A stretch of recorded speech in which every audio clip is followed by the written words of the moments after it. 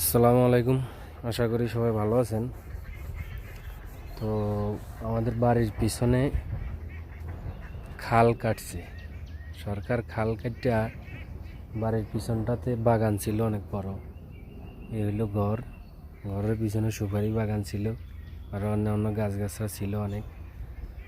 সব খাল কাটার কারণে বাগানও শেষ, গাছগাছরা তো গেছেই। তো এখন হইল এই জায়গায় মাটি ফালাইয়া রাখছে। এই মাটি স্তূপ আরও অনেক ছিল, এগুলো মানুষ নিয়ে গেছে। তো এখনও যা আছে এগুলো আমাদেরই বাড়িতে দিতে হইব। বাড়িতে মাটি এখান থেকে নিয়ে বাড়ি অনেক নিচে হয়ে গেছে এখন। তো এই মাটির উপরে কি করা যায় আপাতত এখন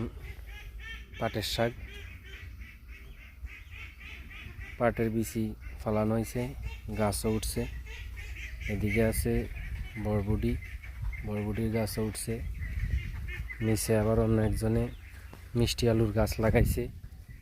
মিষ্টি আলুর গাছের নিচে এখানে আছে আমাদের এদিকে বলে মারিয়ার শাক, ডাঁটা শাক যেটাকে বলে ডাঁটা শাকের বিছিয়ে উঠতেছে, পালান হয়েছে। এখনো ছোট ছোট আছে, অনেক গাছগাছালি হইতেছে। আশা করি এখান থেকে এতটুকু উপকার এখন পর্যন্ত পাওয়া যাইব।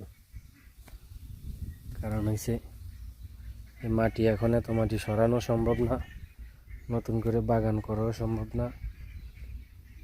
শাক পাতা হইব, এটাই লাভজনক।